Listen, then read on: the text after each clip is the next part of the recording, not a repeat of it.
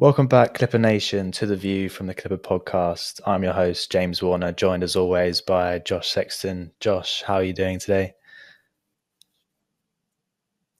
Yeah, doing well, thank you. It's a good time to be a Clippers fan, isn't it? It feels like we got to that magic 50 win mark. I know we're going to pick through some of the wins that got us there, particularly towards the back end of the season. But it's nice to see a lot of the mainstream media, the NBA media, opposition fans who had their crazy takes before the season about where the Clippers would finish, how low the Clippers would finish.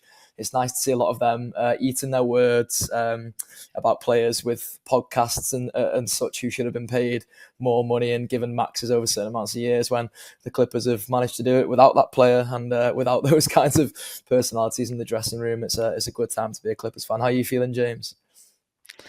Yeah, I'm feeling great. I mean, like you mentioned, it's just a fantastic time to be a Clippers fan right now. Eight straight wins to the end of the season, reaching the 50 win mark against the Warriors, and then achieving that first round playoff matchup with the Nuggets and not having to worry about that dreaded play-in where we still are yet to get a win out of, right? So it's been a great few weeks. I think potentially a month ago there was some suggestions that maybe the team wasn't moving in the right direction, but I think the team have clicked at a perfect time. The team chemistry is absolutely there, and yeah, I'm excited to get into it and to really dissect what's going to be a really exciting first round. So we can start with the win streak that has led us to the playoffs. So that was capped last week by that thrilling 124-119 overtime win against the Golden State Warriors.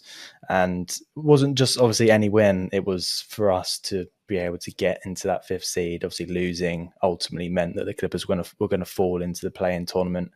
James Harden was phenomenal that night, dropping 35 points, 10 assists in the game, whilst Kawhi Leonard, I think game by game, is just looking more like himself. He's really coming into his own towards the end of the season, peaking at the right time and showing that he's ready for a great postseason run. So yeah, Josh, what do you think has been working over this 8-game stretch that has ultimately led to the Clippers to the fifth seed?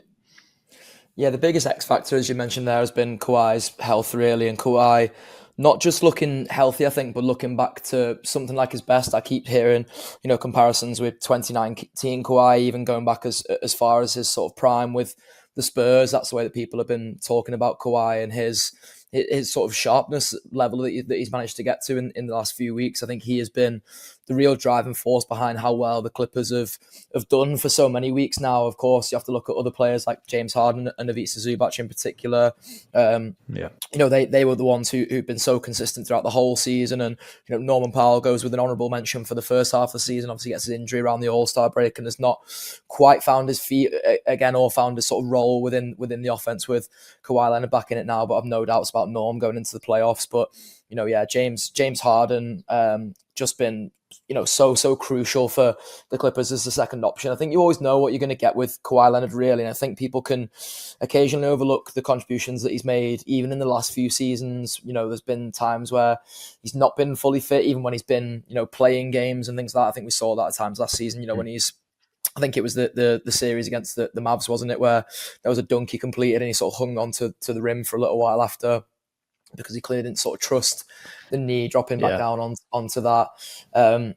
But even then, like the back end of last season, he was making such crucial contributions for the Clippers. He was putting so much into it, and there have been other runs like that during healthier spells for Kawhi. But this is definitely among the sharpest that I've seen him look. I think there was that game the other night. Was it against the Rockets? Maybe, even though it was the Rockets' second string, where it just felt like he was trying to yam on everyone, and he was like being so physical, and it was almost like he just maybe got into that game, whether it was against the starters for the Rockets or the reserves, and was like, I'm going to really like stamp my authority on this tonight and show everyone that like I am back and like I am powerful. And if anyone was questioning whether he can be a power forward or not, I think he was really bringing the power as a forward in that game, whether that's the literal definition of the position or not. I think that was Kawhi was taking that quite personally in that game. So yeah, big shout out to Kawhi, big shout out to Zoo, who would be my choice for most improved player.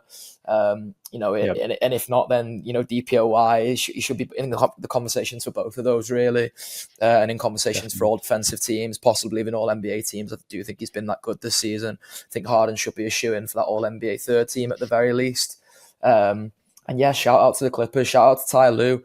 Even think back to that spell where Ty Lue was away from the team and B. Shaw took over, and the sort of usual Ty Lue conspiracists on Twitter were, who just don't like to give Ty any credit under any circumstances, were saying, "Oh, hire B. Shaw" and all these kinds of things. But even in this last stretch of 8 games since Ty did come back into the fold, he's made some brilliant decisions. He's such a good X's and O coach, and it's something that I think is going to be so crucial for the Clippers come playoff time.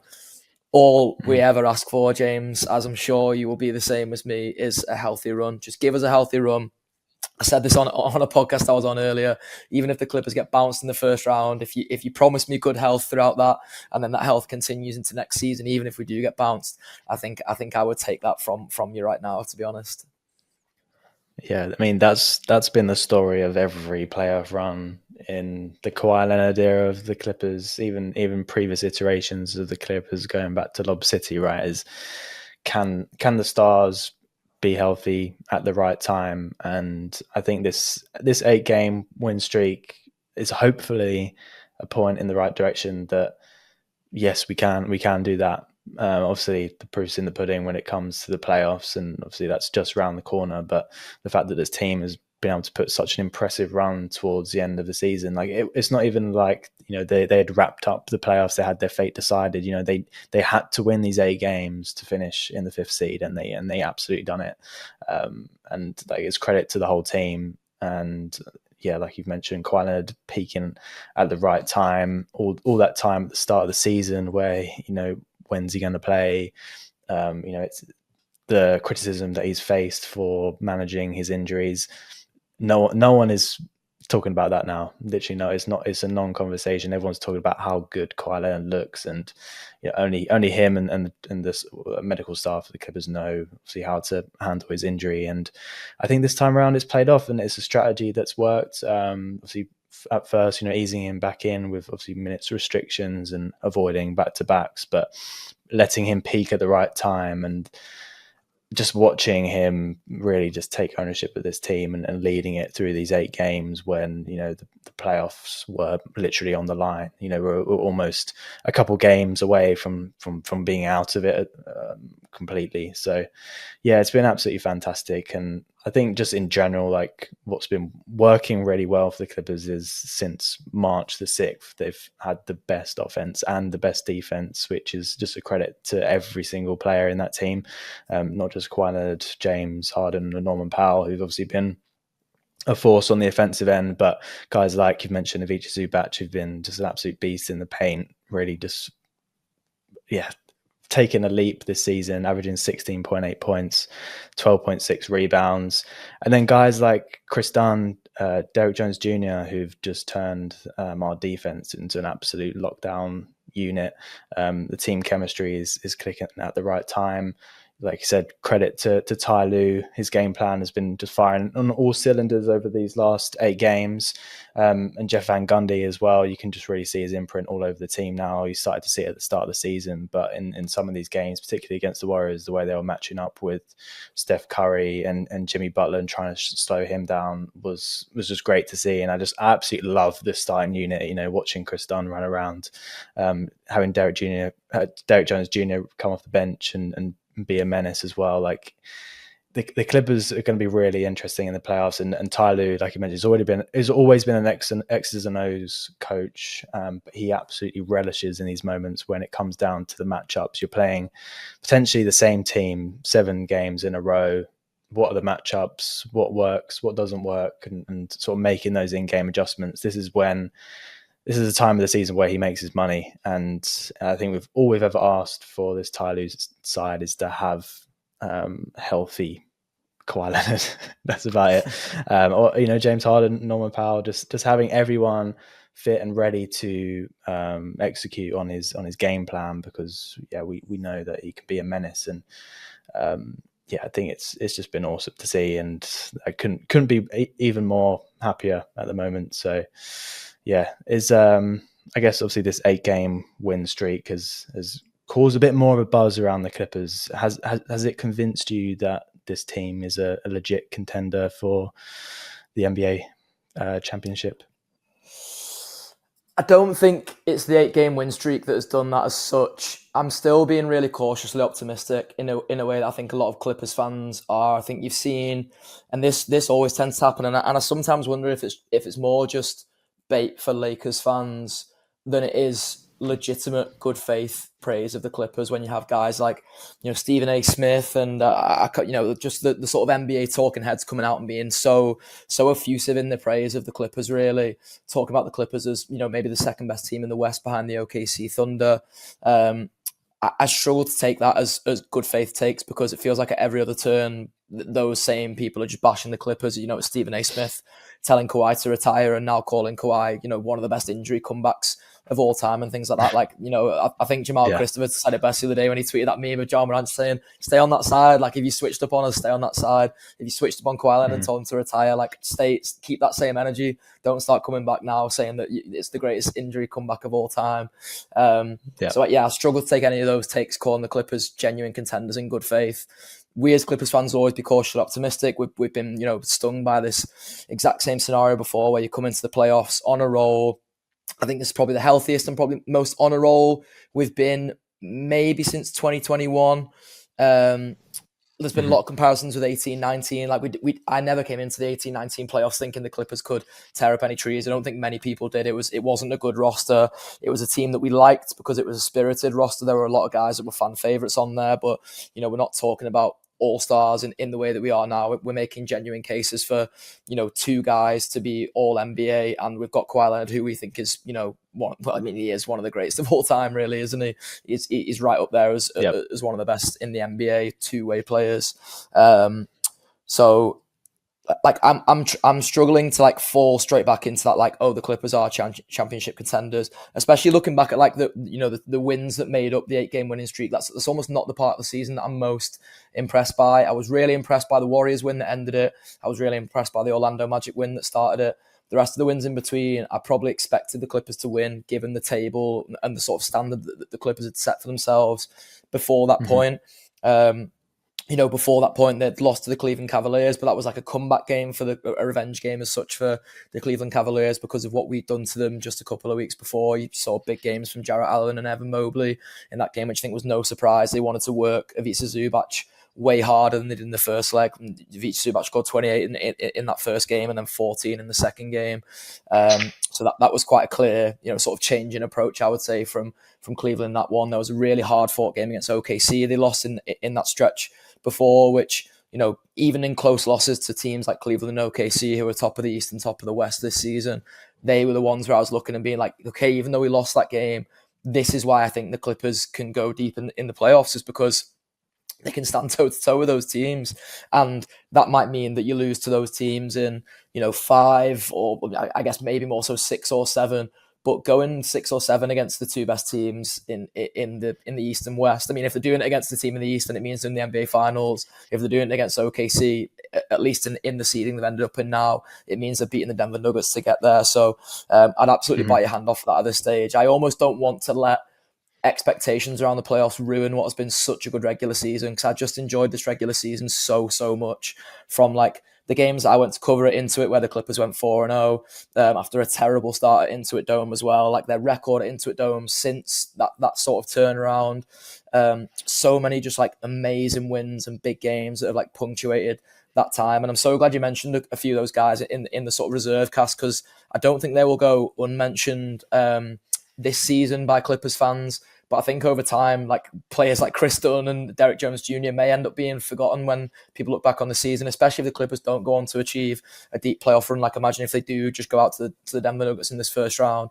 I don't know if anyone will look back on this season and be like, oh, Chris Dunn was so good that season, because he is going to miss out on all defense off the back of this, minutes restriction. BS, to be honest, that it is, because he hasn't averaged 20 minutes a game, so he's not eligible for that award.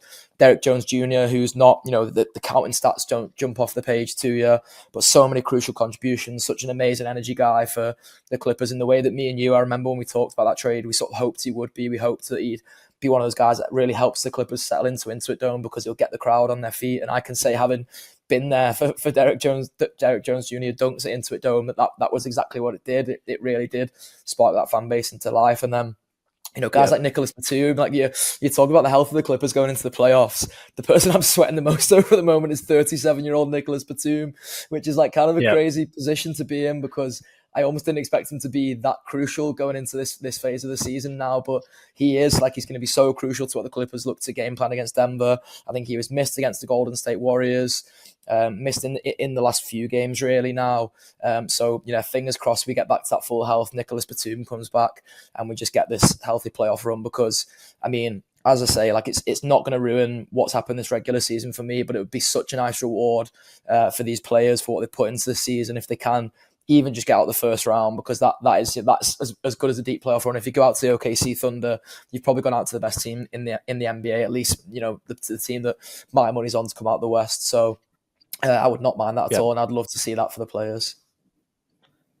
Yeah, no, absolutely. I to be honest, I want to call back on your point about the Intuit Dome and how important that's been since that 0-4 start.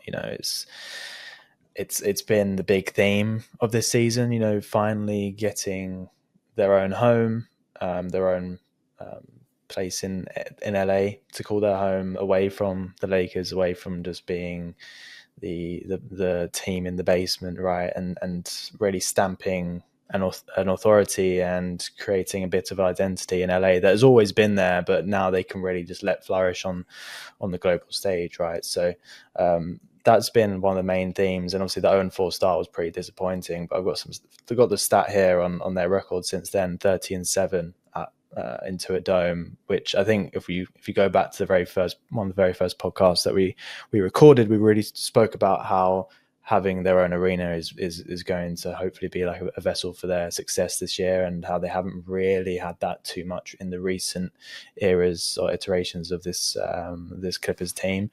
And we've known that, filling the Staples Center, or what is now the Crypto.com arena, and making that a bit of a fortress has been a bit difficult. And obviously the Intuit Dome has been made for basketball success. So one of the things I'm most excited for is really seeing how they can take that to the next level in the playoffs, and that's where like the home court really matters and where it can make a difference. And we've seen it, and I've got the stats in front of me, but I know for sure it has an impact on the free throw shooters of the other teams.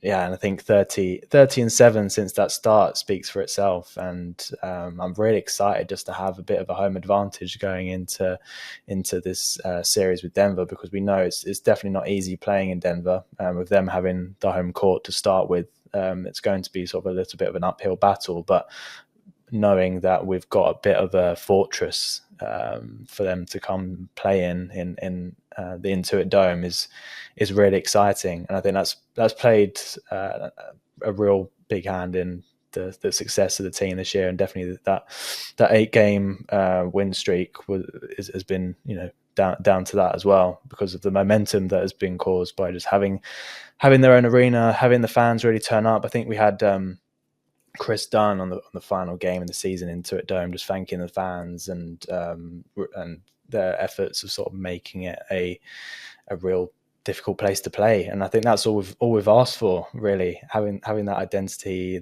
giving a platform for the fans to show how passionate they are. And yeah, I'm just absolutely loving everything about the Clippers heading into this series with the Nuggets. And I know we've touched a bit on that 8-game win streak there, but I think it's overall been a super successful season, finishing with that 50-32 record, getting the 5th seed, especially losing Paul George, all the concerns that were raised after he walked to Philadelphia, and now obviously they're not even in the playoffs, and he's missed so many games this season, missing Kawhi Leonard for the first 2 months due to his knee inflammation. I think Vegas didn't even project us to win 40 games, and look where we are now with sitting on 50 wins as a top 5 team for another season. So yeah, it's absolutely fantastic. And I've particularly really enjoyed James Harden this year, and I think he's like turned back the clock. Obviously, we got a glimpse of it last season since he joined from Philadelphia, but it's looking like Houston era Harden when he's got the ball in his hands, and as you've mentioned, Kawhi when he's healthy, elite two-way force, and he's only played I think 37 games so far this year, but like I said, peaking at the right time. We've touched on Ivica Zubac, like he's in the most improved conversations. He's even in the defensive player of the year conversations, which I don't think many people predicted, even Clipper fans. I think we thought he might be him or sort of Norman Powell would be a shoe on for most improved, but defensive player of the year, like that's really exciting. And yeah, I think, like you mentioned, Tyloo deserves a ton of credit. Jeff Van Gundy as well. He's really shown his influence on the team. And despite like all of the injuries, even the roster changes, it wasn't just the changes to bring through Chris Dunn and Derek Jones Jr., which were obviously awesome moves. But obviously we had different personnel in Kevin Porter Jr. at one point. Obviously now we've got Ben Simmons, we've got Bogdanovic is on the team. Like there's been a lot of changes around, and I think like the chemistry is coming together at the right time, where that new group who've come in at the last trade deadline have really found their roles on the team, and it's all just peaking at the right time going into this this series with Denver. So yeah, I guess any final thoughts on the regular season before obviously we get into like this exciting matchup with the Nuggets coming up starting this Saturday? No, I just wanted to back up a few things you said. I did a little reel about this and about how, Intuit Dome has been specifically designed to improve the atmosphere for the Clippers. It's been designed to keep bums in seats, keep fans engaged with what's going on inside the sort of inner dome of Intuit, if you will. And the Clippers, it's paid off for. The Houston Rockets are the team who held their opponents to the lowest free throw percentage. I think Toyota Center all season was such a bear pit, and obviously, the Houston Rockets are such a really young, athletic, defensive team. So I'm not surprised that they were top of that list. But the Clippers were second. So the Houston Rockets held their opponents to 74% free throw percentage, and they don't foul very much. Houston either. I've definitely seen that stat kicking around the last few days that they really don't foul very much. So yeah. The Clippers, being right up there with the Houston Rockets at 74.8% opponent free throw percentage, I think is testament to that, to how, stifling the wall has been for players who've got there. You've had, genuine superstars of the NBA coming out and saying, it's tricky to play against the wall, saluting Intuit Dome, saluting Steve Ballmer for building that place for the Clippers and making it their home, as you said, being able to stamp their own sort of authority and identity in their own little part of LA, which I think just is so good for moving out of the Lakers' shadow and moving out of the basement, as you said, and will only help the Clippers as a free agent destination in the future. I think obviously it's not the thing we want to necessarily discuss now because we have short-term aims, and God, like I've got my Jake Burns t-shirt with this year's team arriving in the next few weeks, and I can't wait for it to arrive because since the KPJ trade, especially, I've loved every member of this team. Like even Drew Eubanks, who I used to have a bit of an irrational hatred for, I've just enjoyed some of his little contributions in recent weeks. So even salute to Drew Eubanks, but especially the guys above him in the rotation, that sort of top 10 to 11. Are going to go down as some of my favorite Clippers ever, alongside some of the guys in 2021, as I mentioned before, some of the guys in 18-19. It's truly been one of those amazing Clippers regular seasons. So, as I say, I'd like to see them sign it off with some sort of reward from the playoffs, and maybe that will be the case against Denver. I'm sure we can get stuck into what we think about that matchup for the Clippers, but just big salute to the Clippers for the way they approached this season, for the way they dealt with everything that was thrown at them this season. Especially around Kawhi only playing like 35 games. Like if you'd have said to me before the season the Clippers would have 50 wins and Kawhi would only play 35 games, I'd have thought you were mad, to be honest, James. And I genuinely think you're a pretty sensible fella. So it would have taken a lot for me to come out with that take. But that's such a great deal of adversity for the Clippers to have deal with this season, and they've just dealt with it, and they've dealt with it with aplomb. And that is big salute to a couple of the guys who've said, like James Harden, Norman Powell, and Ivica Zubac in particular. But really, it's a big salute to everybody who's been involved in that throughout the course of the season, because yeah, they've made it such a pleasure to watch this team and enjoy this team for every single one of those 82 games. Really, I can barely even think of a game. I was listening to Clips and Dip earlier, and they were saying like I can barely even think of a game this season where I've been like, that's the Clippers that I hate. That's the Clippers who like don't come out and don't try from minute one and have all those sort of like almost those like terrible Yeah, characteristics that I don't want to lump it all on Paul George really, but that Paul George Clippers teams used to have. And you guys know if you've listened to a couple of these pods, I used to love Paul George. Paul George, one of my favorite players, but I think it's pretty clear to see, what the common denominator was in terms of that sort of toxicity in the Clippers dressing room now, and even like infighting between, Lawrence Frank and Ty Lue that's been sort of suspected down the years over players like Russell Westbrook and Marcus Morris, who famously, who were those guys friends with? It was Paul George again. So it's not to lump all the blame on Paul George, because I think Paul does have some great attributes, and I think he brought a lot to the Clippers during his time. But I think this feels like a Clippers roster, coaching staff, management in terms of front office, and as far up as Steve Ballmer, that feels like it's singing off the same hymn sheet and has got us as fans singing off that yeah, same hymn sheet too. And that goes from the wall to the floor seats, all the way up into the bleachers. And I can't wait for you to experience that for the first time, James. I'm really, really yeah. excited to hear how you report back on that experience when you do manage to get out there.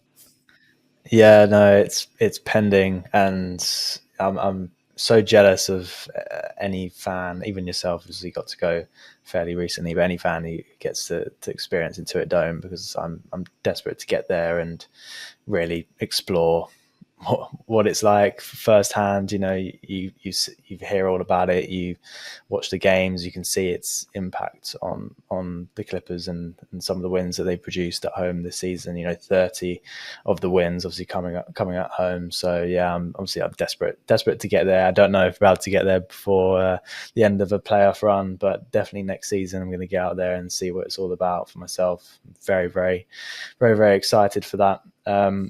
But obviously, starting on Saturday this week, Clippers are facing the Denver Nuggets in the first round. Obviously, Denver just pipping the Clippers to the fourth seed, and getting that home court advantage, which I think the Clippers would have loved to have got that home court advantage, even with the Intuit Dome opening this season and how big a force that's been. I think they could have really shown the benefit of that by having the home court, but it's obviously no problem. Clippers are going to Denver, and it's going to be a really interesting matchup. And I've always loved this matchup, just from the perspective of watching Ivica Zubac and Jokic go head to head. Like, that's been one of my favorite matchups in the Clippers era.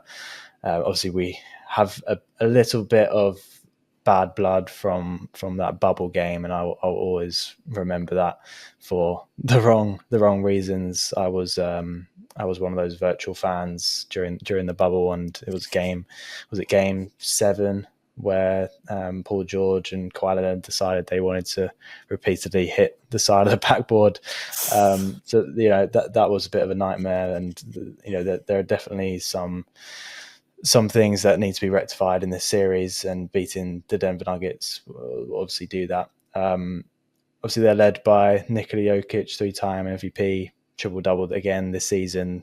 Obviously, he's always going to be great. He's always going to be a consistent threat.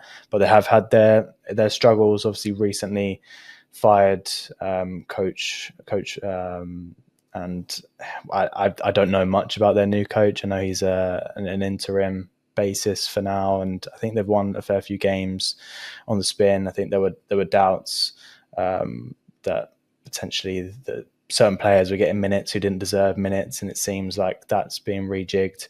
So that's going to be interesting. But as I said, I don't know much about their new coach, but I know for sure that Ty Lue is going to be well prepared for facing the Nuggets in terms of the matchup. So what are your expectations for this series, Josh? Any thoughts going into it? I think it's going to be a really, really fascinating series. I think it's going to be, a rightful 4 and 5 matchup, really. And I think they're two teams that match up not only for a great series for the neutral. I think it will be, terrifying at times for both fans. I'd be very surprised if it doesn't go at least 6 games.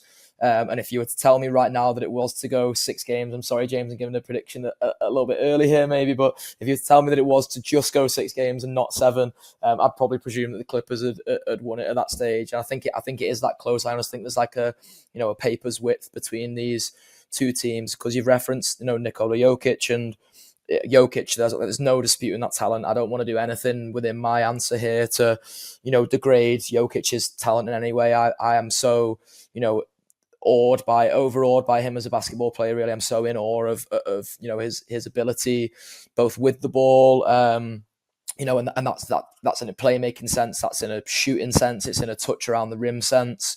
I just think he's like no other big man that I've ever seen in the NBA, certainly not in my lifetime. And I wasn't lucky enough to watch guys like Hakeem Olajuwon and players like that, but from the highlights that you do see of those guys, I would argue that Jokic is right up there with some of their best highlight players. If you were to put together a highlight reel of what Jokic has produced during his time as a Denver Nugget, so he's going to be such a challenging player to come up against. But the player I go back to, and maybe it's the sort of lazy comparison because they're both European, but listen, I'm a European too, so I feel like I can make that comparison, is Luka Doncic. The Clippers have been brave enough in series against Luka Doncic to leave him on an island to make sure that if the Dallas Mavericks are going to beat you, it's Luka Doncic that's going to beat you by himself. You're not going to let, a Dorian Finney-Smith or a Derek Jones Jr. as it was back then, a PJ Washington, whoever be the one that beats you. It's going to have to be Luka Doncic by himself that beats you. And more often than not, if you leave, one player,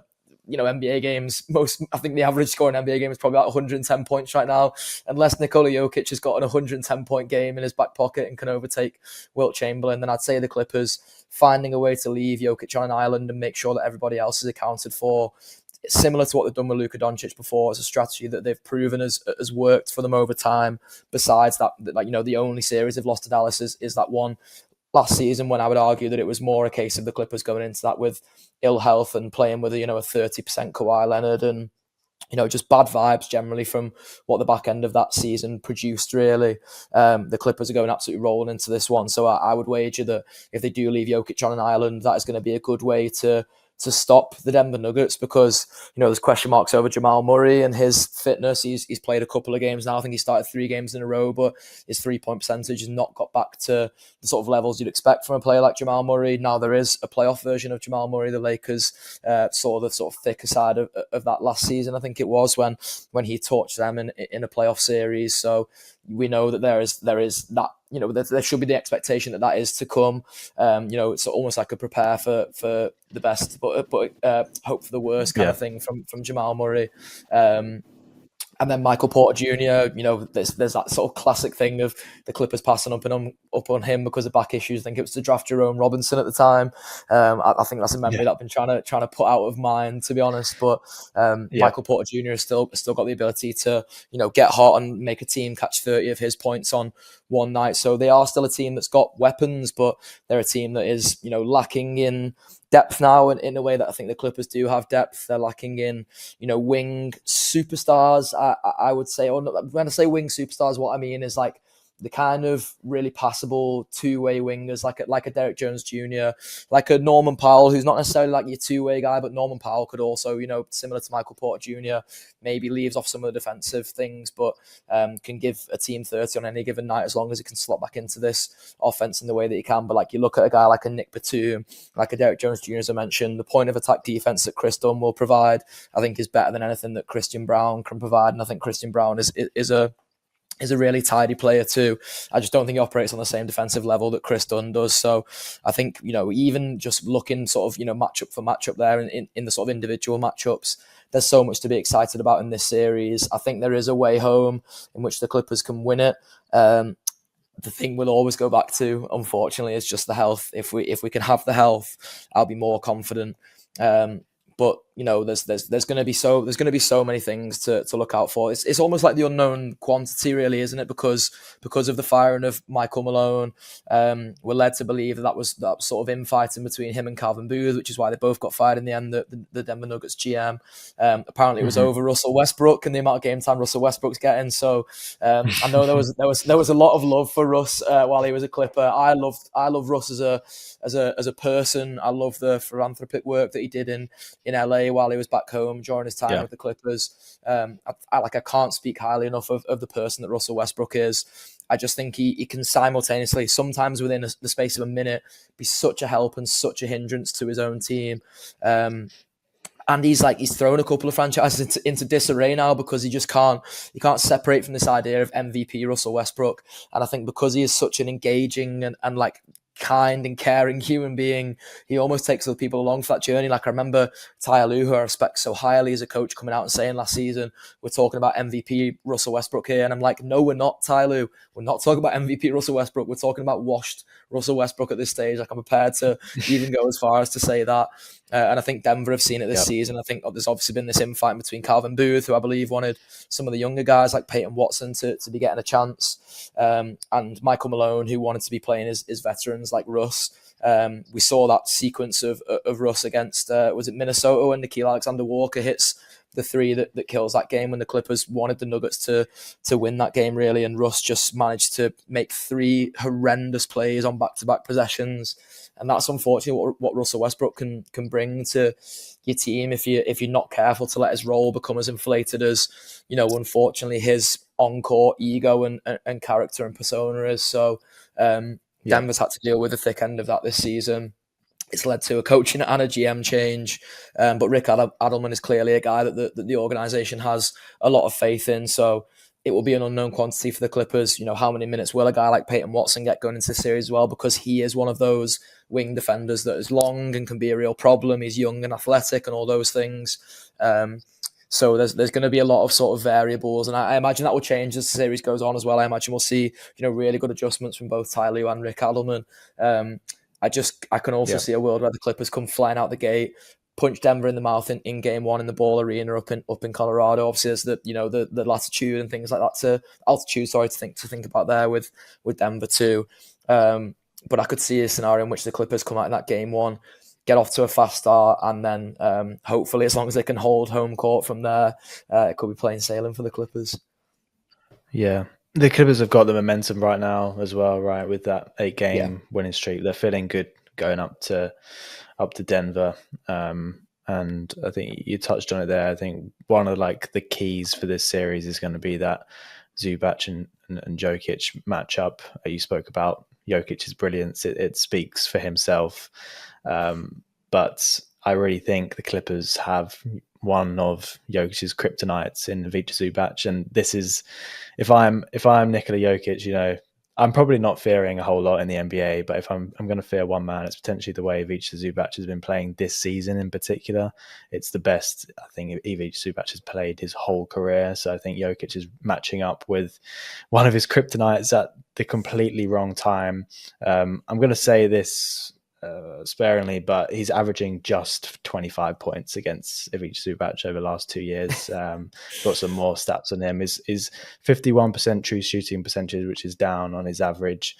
And just with the way Ivica Zubac is playing right now, I think it's going to mirror a lot of what Nikola Jokic is going to be able to do to the Clippers. I think they've got a real good answer to him when he's on the court.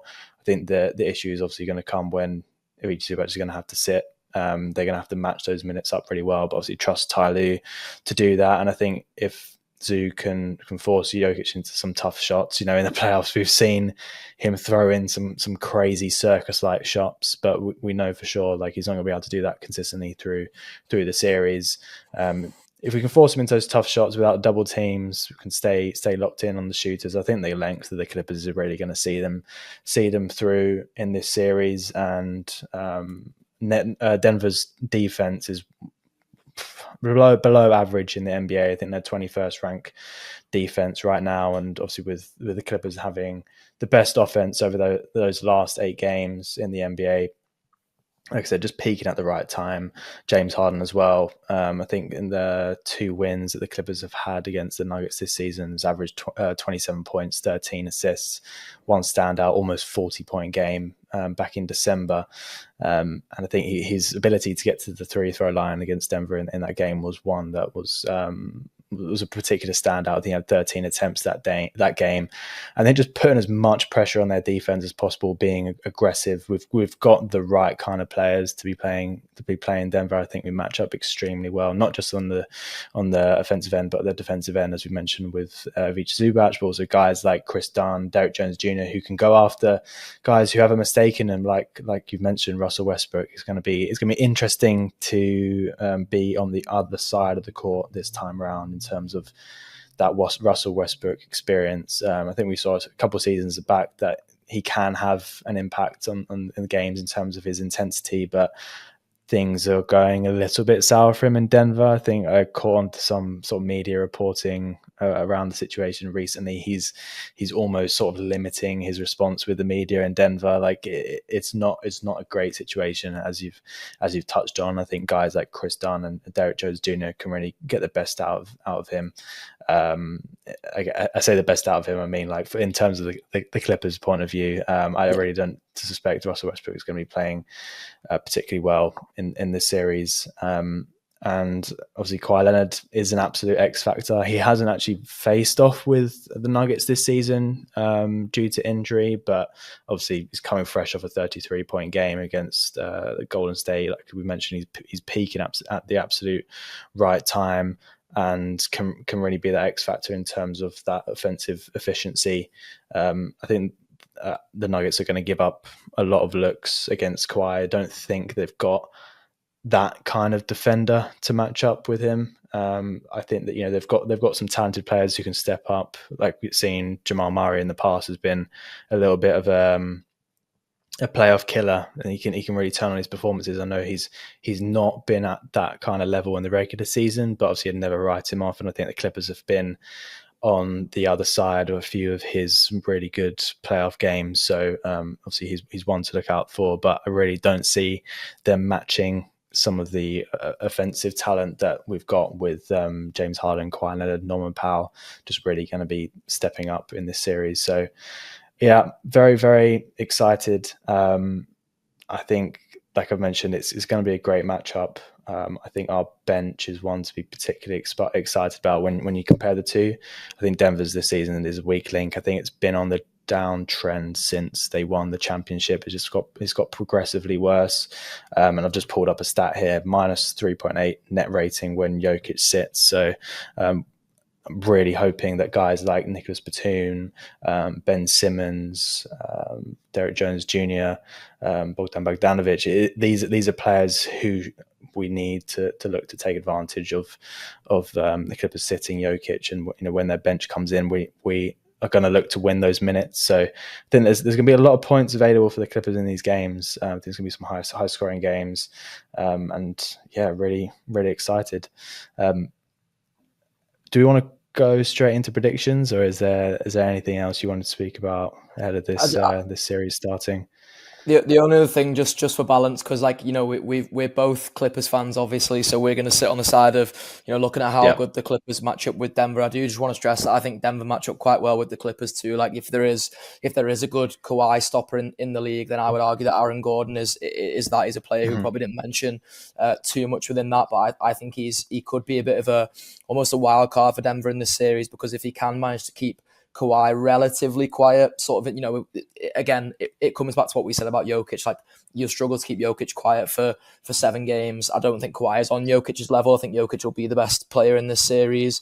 But if Kawhi is the second best, and Aaron Gordon can find a way to make him, limit his powers over those 7 games, then I imagine the Clippers could be in for a long series, because I think Aaron Gordon has got a lot to deliver. And then go into their bench, like you say, there's just some unknown quantities on there. Again, like Julian Strawther was a player who I was really excited about coming into this season. I don't think he's quite kicked on this season, but he's still a young player, and maybe the playoffs will be the stage where he catches fire. And then Julian Pickett was the other name I was trying to think of when I was talking about Peyton Watson before, because I know the Nuggets organization has had really high hopes for him this season, and that's been part of this sort of Calvin Booth and Michael Malone fallout from what I've been sort of reading in NBA dispatches and reports from around the league, is that Julian Pickett is one who Calvin Booth wants to see getting more minutes. So him and Julian Strawther and Peyton Watson being part of a bench unit with guys like Russell Westbrook, and whether it's DeAndre Jordan or Zeke Nagy, I can see a world in which those guys, Rick Adelman is able to get a tune out of them. But that's where you come back to, the strength of just depth that the Clippers have got. Listen, there's not going to be many non-Jokic minutes. I imagine Jokic will probably be averaging about 40 minutes a night, which means there's basically 8 Jokic minutes up for grabs. The Clippers are going to need to be killer in those 8 minutes. Like, I'm talking, if the Nuggets net rating is minus 3.5, the Clippers need to be like absolutely hammering home on that minus 3.5, make it way, way worse than that, because the Clippers are going to need every sort of, advantage they can get, especially when Jokic is off the floor. They're going to need to play into that to try and get him off the floor as much as possible. They're going to need to make sure he's in constant pick and roll actions between James Harden and Ivica Zubac, get him and Jamal Murray sort of running around each other, running rings around each other, getting fouling Zubac, be going to Zubac, because we know we can trust Zoo both as a playmaker now, because you've seen that so much this season, particularly when Zoo was getting doubled. In the latter part of the season, we've seen that Zoo is a capable enough playmaker, that when he does get doubled, he can be composed in those moments. I think he's starting to trust his touch that bit more now. It's something that James Harden in particular has been trying to sort of publicly empower Zoo to do, is to embrace just how good a basketball player he is when the ball is in his hands, and to not panic and to trust his instincts in those moments. We're going to need a lot of that, because we're going to need to really wear Nikola Jokic down, exploit Jamal Murray as much as you can exploit Jamal Murray. And if there's any concerns over his sort of sharpness and his fitness there, make sure you're running him off the floor every night. Make sure it's Chris Dunn defending him on point of attack defense, so that he's absolutely going at him and making his life hell, having him in a hurt locker every single offensive possession. Like, there's not an offensive possession for Jamal Murray that we want him to be feeling relaxed under any circumstances. So, and then every offensive possession, as I say, keeping him in those pick and roll actions, because it may well be him that is defending James Harden, or they may put someone bigger on James eventually, if we can sort of find a way to really exploit Jamal Murray. Then maybe they'll be switching him on to somebody else, but then find a way to get him in those actions too. So there really are ways the Clippers can exploit the Denver Nuggets, I think, just as there are ways in which the Denver Nuggets can exploit the Clippers, and that's what I think is going to make it such an exciting series for the neutral. So I'm happy to go on to my predictions now, if you like, James. I just wanted to sort of add that little addendum to the end of it, just in case there are any Nuggets fans watching and we're thinking, hey, these guys are being really biased towards the Clippers.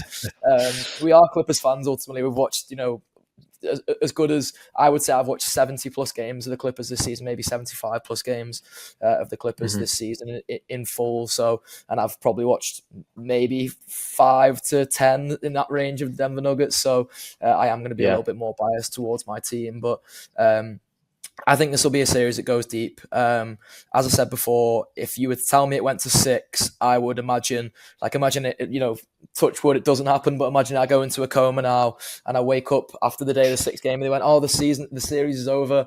I'd be going, I bet the Clippers won. If it goes to 7, I would be very surprised if the Clippers can pull out a game 7 in Ball Arena. I just think the Nuggets have championship winning pedigree and all those things. I think game 6 is a sweet spot for the Clippers. As I say, if they can come out firing in game 1, punch the Nuggets in the mouth in that game, find a way to get one over on them in Ball Arena as early as possible, deal with that altitude and all the sort of disadvantages that come with that. The home court advantage is stronger in Denver because of all those reasons. But if the Clippers can steal back home court advantage, Denver will probably win game 2. I can see that, but then hold home court advantage from there. Really lean into that advantage that you referenced so well before. The Intuit Dome will hopefully give us going into these playoffs. Then I can see the Clippers doing it in 6, and I'm going to be optimistic and nail my colours to the mast and say Kawhi Leonard stays healthy. Again, knocking on all the wood that surrounds me. Kawhi Leonard stays healthy, the Clippers win this series in 6. And that would just be, I think just dessert for how well the Clippers have done this season. What's your prediction of how it goes, James? Yeah, I think 6 is a good number for me as well. I can see them potentially splitting those first 2 games in Denver, and then potentially the Clippers taking the games in Intuit Dome just based on how good they've been, and maybe letting them back in it a little bit, but ultimately closing it out in 6. I'd be very surprised if it's pushed to 7. I think something may not have been going right in the series for it to go to 7, but I still think the Clippers should see it out in those 6 games. Obviously, Denver it's been a tough place to play, even for the Clippers in recent seasons. Obviously, this season they split the games. I think the games that the Clippers won were close games. I think around like 4 or 5 point single digit wins, and the losses that they faced to Denver were, I think, in a 20 plus. But obviously, that's been without Kawhi Leonard, and obviously we'll continue to say I think he's going to be the X factor in this series. And so long as he's healthy, the Clippers have every opportunity to win 6 games. I think having a home court advantage that's almost as strong as Denver's is really, really important. And just looking at how the club has been playing since the start of March, 3rd ranked defense, 2nd best offense, and then Kawhi just peaking at the absolute right time is just going to give them that momentum going into this series. Obviously, like you mentioned, I think it's absolutely fair to try and be as unbiased as possible. Obviously, this is a Clippers podcast, but respect Denver. Obviously, they have finished in the 4th seed for a reason. They've got championship pedigree, as you mentioned. Obviously, there's been a lot of changes, even obviously recently with their coaching changes. They still have Nikola Jokic, still have Michael Porter Jr., Jamal Murray. They've got some players that can turn up in these moments and have history of doing it, right? So, yeah, the Clippers have to cement themselves early in this series, try and get a win in Denver. And I obviously fully expect the Clipper Nation to turn up for the first playoff games in Intuit Dome. And I think it's just going to be too much for Denver to handle. I can really see Vicha Zubac absolutely exploding in this series against Jokic. And yeah, really, really excited for it. I think it's going to be a fantastic matchup.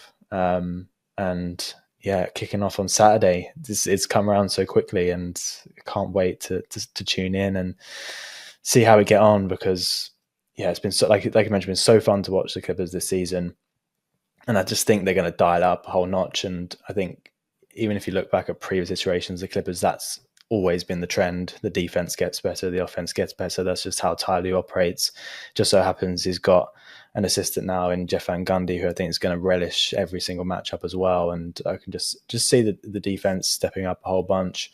I just can't wait to watch guys like Chris Dunn and Derek Jones Jr. just fly around the floor, just really putting on the pressure when it comes to defending Denver, because we're going to absolutely need it. See, they're an offensive force for a reason, top 5 offense, and just seeing how they handle Jokic is going to be really interesting as well. Not just with Zoo, but obviously with the many other matchups that they can throw at him.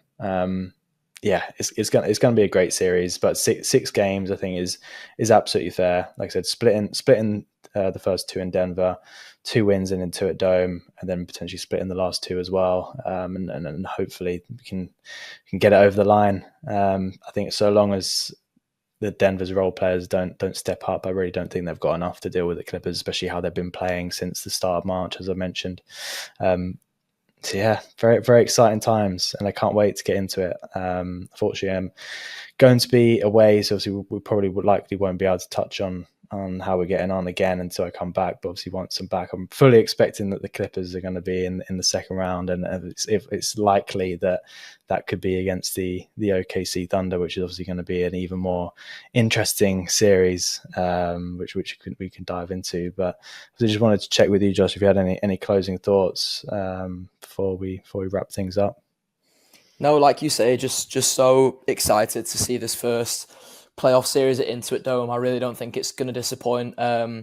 Again, like I think I've said this on podcast before, like I'm never one to come out and praise billionaires or anything. Part of that is because of my politics, which we maybe don't need to go too deep into on these kind of podcasts necessarily, because it's a basketball podcast at the end of the day, isn't it? But I'm never one to come out praising billionaires, but like seeing what Steve Ballmer's done, reducing ticket prices for the playoffs, when you look at the situation in Dallas at the moment, and like Nico Harrison's just wild press conference yesterday where he's like talking about his duty to the organization and not to the fans and things like that. It's so easy to see how a front office and an ownership in tandem can get it so wrong with a franchise. And we've had a horrible owner as Clippers fans in the past. The Donald Sterling era was just before my time as a Clippers fan really started. But you see, even if you watch clips to the series or you've heard the stories about what Donald Sterling was like as an owner, the back end in particular of his Clippers ownership, but I'm led to believe throughout his ownership, just a terrible person and a terrible owner, and not someone who was conducive to the Clippers being a team who is contending for NBA championships or making deep playoff runs or any of those kinds of things. So it's no surprise really that the Clippers weren't doing that. But before that stage, Steve Ballmer's come in, has really steadied the ship in a way that I don't think we'll ever have to see the Clippers rebuild. And part of that is because he's the 8th richest man in the world. You obviously have to always factor that into things. But as if you can almost try and strip away, and you can't, you never can necessarily, but if we can just imagine in like sort of hypothetical, you can strip away the billionaire side of Steve Ballmer, the fan side of Steve Ballmer, I think he's delivered on everything he's said he would do. He's built the Clippers an amazing new arena. It's got loads of toilets. I've been there myself. I've seen how many toilets there are. He really delivered on the toilets thing. And he was warning you all that he'd deliver on the toilets thing, and he really did. But he's there at every home game, even some away games. I've seen him at this season. Just like really been behind the team, reducing the ticket prices now to make sure that fans are packing out Intuit Dome for this playoff series against Denver. Just getting every single step right. So again, hate to praise billionaires really, because it doesn't feel like the done thing to do in society when there's so many other problems going on in society, so many problems going on in LA. You turn around a corner from Intuit, and especially from Staples Center, to be honest, and see how many of the problems there are on the ground there in LA with everyday working people, as well as sort of the homelessness issues and all those other kinds of things, displacement issues in LA. But Steve has got it so right with the Clippers in terms of on court and even off court. With the retooling around what happened with the roster this season, from moving on from Paul George and things like that. Salute to Steve. Salute to Lawrence Frank. Salute to Ty Lue, to Jeff Van Gundy, as you mentioned before, to B. Shaw, to Jeremy Castleberry, all the guys that are involved in the backroom staff there, Jake Larinaga. So many people and good people within the Clippers organization too, people who've looked after me and you, James, before as well, and been so receptive to the UK side of what's going on in Clippers fandom too, because I had so many guys when I was going out there asking about like, oh, what's Clippers fandom like in the UK? And I'm like, honestly, you should see some of the passion of some of the guys in the group chat that we've got going over on Twitter. It's a vociferous support that we've built up for the Clippers over here.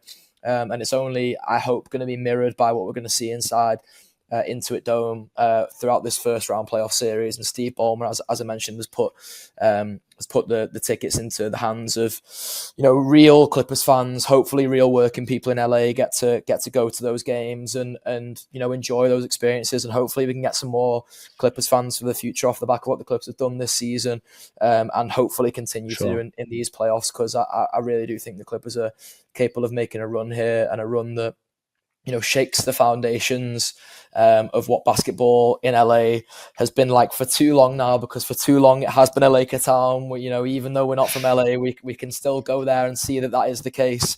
But I walk around LA now and I see basketball courts and hoops with Clippers logos and emblems on. I see Intuit Dome and all that sort of regeneration around Inglewood. And I just really hope that the Clippers can become a team for the people of LA, and I hope that, as I say, is replicated in this playoff series. And I hope that loads of good work continues to be done, not only just for the Clippers, but in the area of LA and that sort of wider area around there that it serves. Because it's been a tough year. It's been a tough year for guys like Kawhi Leonard, who lost properties and things like that in the Palisades fires, but beyond that, for guys who are not as lucky as Kawhi Leonard to get paid as much as Kawhi Leonard does, for families and people who lost everything in those fires. It's been a really tough year, and it's some things are way bigger than basketball, but basketball can provide light relief in those moments. And I hope for the people who've had those tough years that, listen, if they're Clippers fans or not, if they're just fans of LA basketball, if they're just fans of LA and want to see LA teams doing well, whether it's basketball or beyond, I hope they can find something within what the Clippers have done in this regular season, or what the Clippers I think, can do in these playoffs that can provide them some light relief from. I know we don't usually curse very much on this podcast, James, but all the bullshit that's been going on over in the US. Absolutely. And all the all the terrible events that we've seen in LA throughout this year. I really hope the Clippers can be a beacon of light and a, almost a source of hope, I guess, for so many of those people, because that's what they are to us over here in the UK. The reason we do what we do is because it's been a pleasure following the Clippers this season. We love this basketball team. We love this basketball club as a whole. And this team have made it a pleasure to watch this season. So, sorry, slightly extended closing thoughts. Probably didn't go in the direction that you expected there, James, when you asked that question. No. But I wanted to make sure that was all out there. No, it's absolutely fantastic, and I completely agree with every word you said. Shout out Steve Ballmer and the Clippers organization. Had a fantastic season, and the fans, the team, it's one of the most deserving fan bases in the league in terms of some of the success, and obviously the new arena and everything that Steve Ballmer's been doing for the team, and also the surrounding community. I can't think of a more deserving bunch of fans, and also obviously with, like you mentioned, with what's been going on politically, and also the tragedies with the fire in LA as well, just absolutely deserved. And I really hope that there's a successful playoff run coming, and I really think there is, to be honest, as well. So very excited to see what that looks like. Obviously, it's been a successful season so far, but obviously we're not there yet. We're only just getting started in terms of what really matters in the NBA, and fully expect the Clippers to get underway with that road to the finals. Fingers crossed, everyone could be healthy come game 1 through to hopefully game 6, where the Clippers are going to hope to tie this up. Make sure you get loud at Intuit Dome. I want everyone to be shouting extra loud. If not for yourself and the team, do it for us here in the UK. Those who will be sitting at home with the late nights. We know the Clippers UK group chat is going to be popping off, and I'm going to be looking forward to that. And if you're listening to this and you're from the UK and you want to get involved, please just feel free to drop me a DM, drop me a message on over on Twitter. We can get more of you guys involved. It's always fun come playoff time with some of these exciting games that the Clippers are involved in. So definitely get involved. I'd definitely be keen to hear any of the listeners' playoff takes. So get that over to us over on Clippers UK. And you can also follow us over there for game 1 reactions as well. We're going to be following every single game. You can also go follow Josh over on Twitter. I'm sure you can be putting out some cool content, and we'll be following the games as well. So I think that's it for this episode. Like I mentioned, likely not going to be getting back on here until after the series, but hopefully the next time we return, it's round 2 and the Clippers are ready to go against the OKC Thunder. Thanks all for listening, and go Clips go. Let's go Clippers.